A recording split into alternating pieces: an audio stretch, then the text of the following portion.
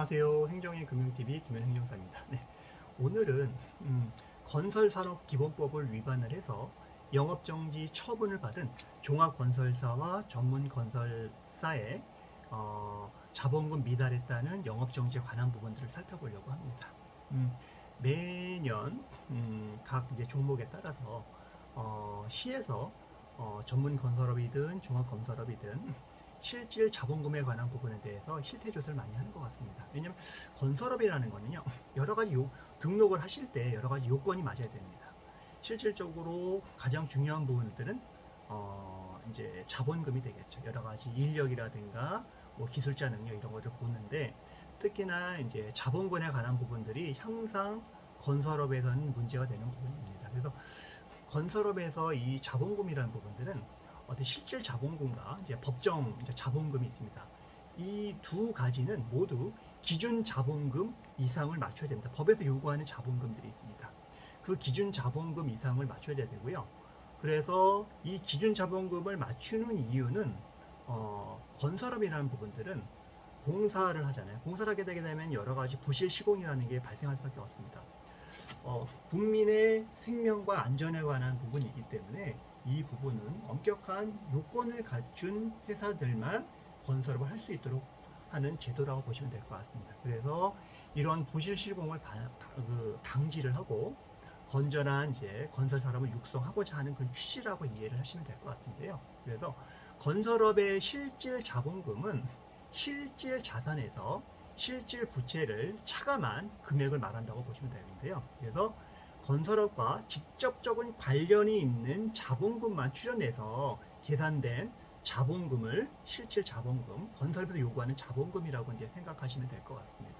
그런데 막상 건설업을 운영하시다 보면 이 부분을 항상 놓쳐서 맞추지 못하는 경우가 있고 결국에는 영업정지까지 가는 경우가 있습니다.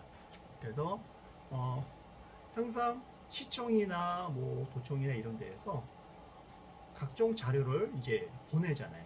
보내서 여러 가지 조사를 하다 보면은 이 부분이 맞지 않습니다라고 하면 관련해서 영업정지 관련해서 사전 통지가 나오고 청문 절차를 거치고 이 단계에서 뭔가 하려고 해도 이미 이전에 실질 자본금에 관한 부분들이 요건이 안 되기 때문에 이거를 맞추기가 상당하게 쉽지가 않습니다.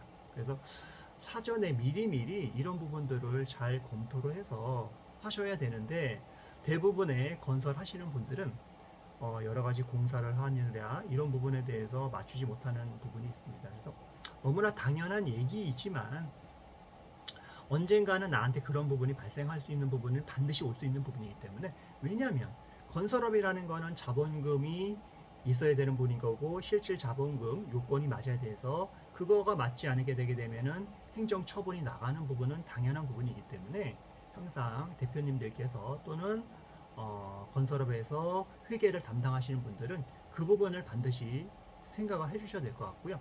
그리고 건설산업기본법에 대해서 기본적인 베이스가 없어서 세무사님들도 이 부분을 간과하시는 경우가 굉장히 많이 있습니다.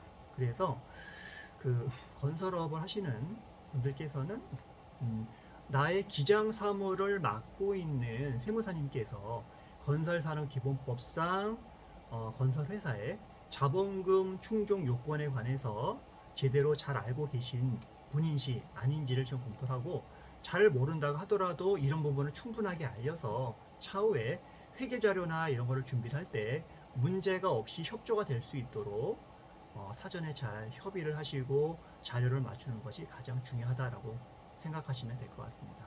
그래서 왕왕 이게 뭐 6개월 이상 여러 가지 영업정지 처분 나오고 그걸로 인해서 집행정지를 하지만 결국에는 이제 이길 수 있는 부분들이 조금 많이 없는 부분들이 있거든요. 뭐 왕왕 이제 여러 가지 자료를 잘 준비하고 어떻게 맞춰서 되는 부분도 있긴 하지만은 대부분은 쉽지 않다라고 이제 보시면 될 것 같습니다. 그래서 사전에 그런 부분에 대해서 잘 검토를 하고 관련된 법률에 대해서 모르면 저한테 말씀을 드리고, 그 다음에 실질 자본금을 맞추는 여러 가지 이제 도움을 줄 수 있는 여러 가지 이제 전문가분들이 굉장히 있으시거든요.